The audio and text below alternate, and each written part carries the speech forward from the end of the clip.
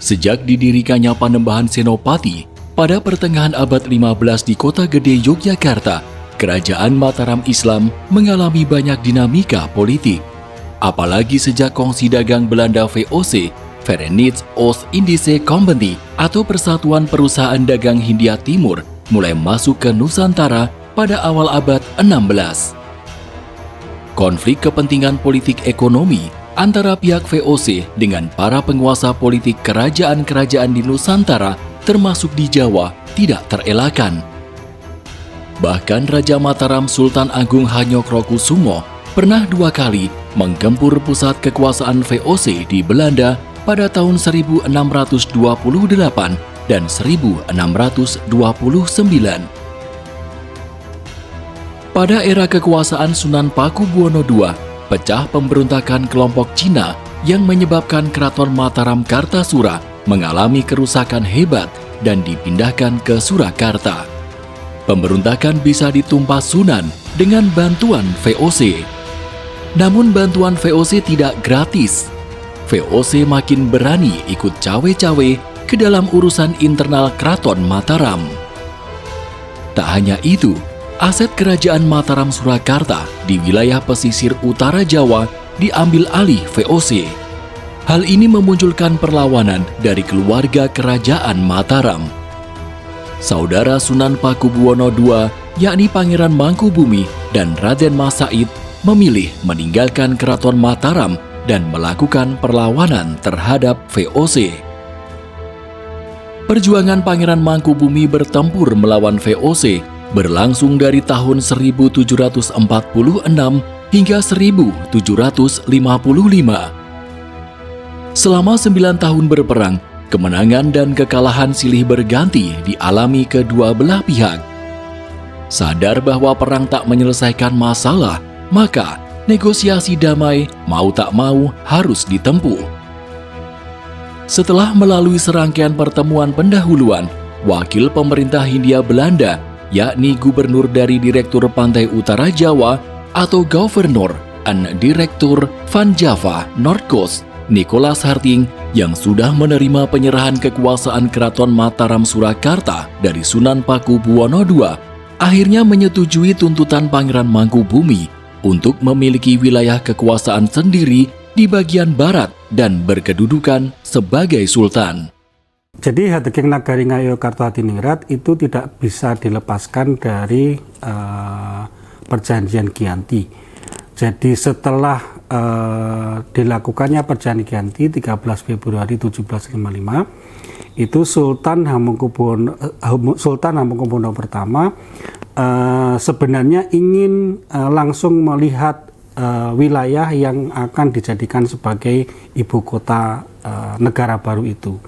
Tetapi karena kondisi yang tidak memungkinkan, kondisi keamanan yang tidak memungkinkan, karena masih berperang dengan Pangeran Sambernyowo atau Raden Mas Said, kemudian Nicholas Harting melarang untuk pergi ke wilayah Mataram.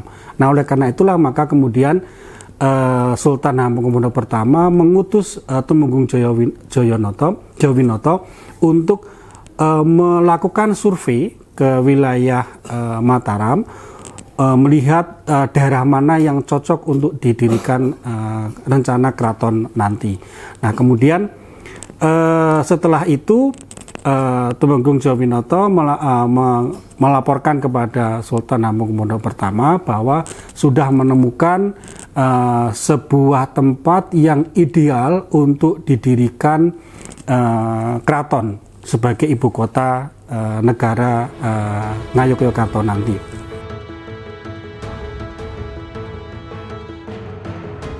Keduanya pun bertemu di sebuah tempat bernama Giyanti yang terletak di antara Keraton Surakarta dengan Sukowati.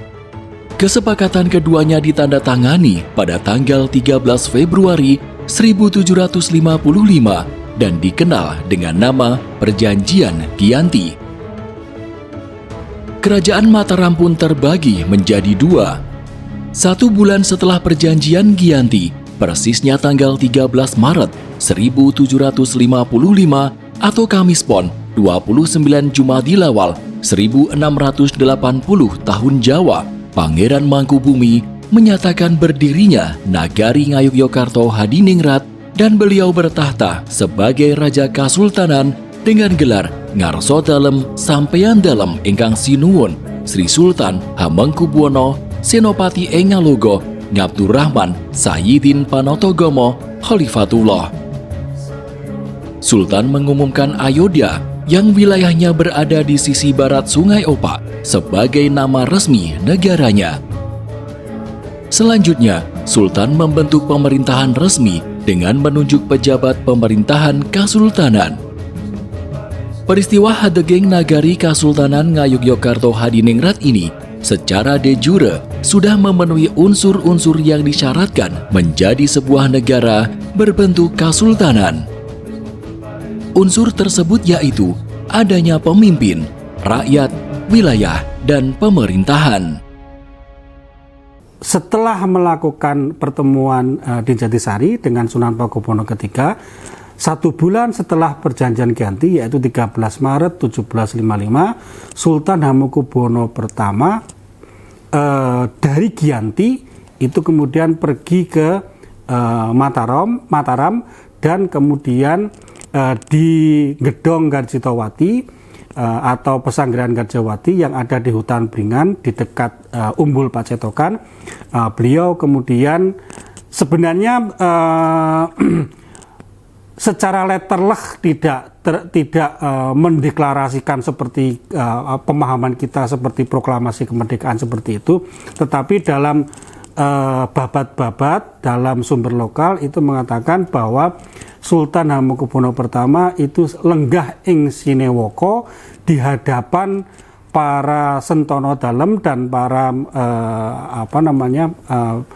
abdi dalem itu kemudian mendeklar, memproklamasikan kemudian berdirinya Nagari Ngayogyakarta Hadiningrat atau yang kemudian saat ini kita kenal sebagai peristiwa Hadeging Nagari Ngayogyakarta Hadiningrat. Menjadi peristiwa yang sangat penting karena untuk pertama kalinya nama Ngayogyo yang kemudian menjadi Ngayogyakarta Hadiningrat itu kemudian digunakan secara resmi. Dan pada saat itu juga Sultan Hamengkubuwono I membentuk birokrasi pemerintahan Kasultanan Yogyakarta dengan menunjuk para pembantunya untuk menempati pos-pos penting dalam struktur birokrasinya itu. Dan seluruh warga pengikutnya kemudian menjadi rakyat Ngayogyakarta Hadiningrat pada saat itu.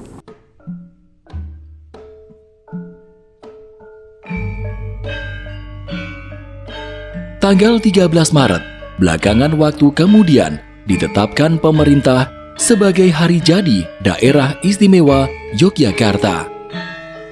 Menurut kalangan sejarawan, dari konteks sejarah yang melatar belakangi kemunculan Nagari Ngayogyakarta Hadiningrat, tanggal 13 Maret paling relevan untuk mengukuhkan keberadaan DIY sebagai sebuah peradaban baru yang di kemudian hari turut menopang berdirinya Kedaulatan Negara Kesatuan Republik Indonesia.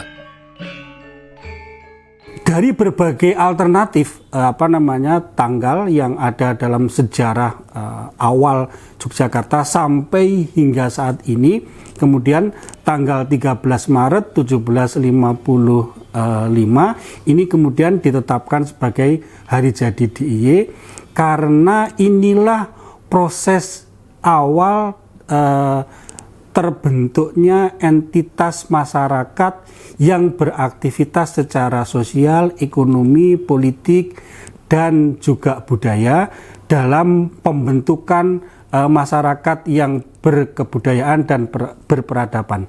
Jadi tanggal 13 Maret 1755 ini dimulainya sebuah entitas yang kemudian kita kenal dengan Nagari Ngayogyakarta Hadiningrat, sehingga kemudian dalam konteks hari jadi ini tanggal yang paling relevan untuk menunjukkan proses awal dari terbentuknya sebuah kewilayahan yang kemudian bermetamorfosa, kemudian berproses yang saat ini kita kenal sebagai Daerah Istimewa Yogyakarta. Jadi memang dalam perjalanan waktunya Yogyakarta itu melakukan perubahan jadi menjadi Vorsten Landen pada masa pemerintahan Hindia Belanda, kemudian menjadi Koti pada masa Jepang, dan kemudian menjadi bagian atau provinsi dalam negara Republik Indonesia. Tetapi sifat dan hakikatnya sebagai sebuah kerajaan itu tidak berubah. Jadi bentuknya, administratifnya mengalami perubahan, menyesuaikan tuntutan zaman, tetapi sifat dan hakikatnya itu tidak berubah. Raperda Hari Jadi Daerah Istimewa Yogyakarta adalah inisiatif dari Gubernur Daerah Istimewa Yogyakarta, yang kemudian raperda ini di dalam Panmus Dewan, kemudian oleh pimpinan Dewan diputuskan menjadi BA 45. Pada pembicaraan tahap pertama sudah selesai dibahas. Kita mengundang pakar, tim perumus naskah akademik, dan juga kita melakukan public hearing kepada masyarakat. Tahapan pertama sudah selesai, kita rapat pansus dan sebagainya.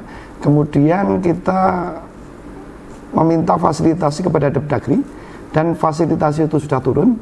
Kemudian sampailah pada pembicaraan tahap kedua, yaitu persetujuan antara DPRD dan Gubernur Daerah Istimewa Yogyakarta. Alhamdulillah hari ini sudah menjadi kesepakatan.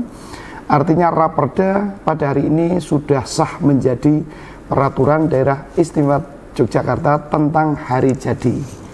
Yang melatar belakangi pembentukan hari jadi ini adalah karena di Daerah Istimewa Yogyakarta 4 kabupaten 1 kota ini semuanya sudah tersusun tentang hari jadi.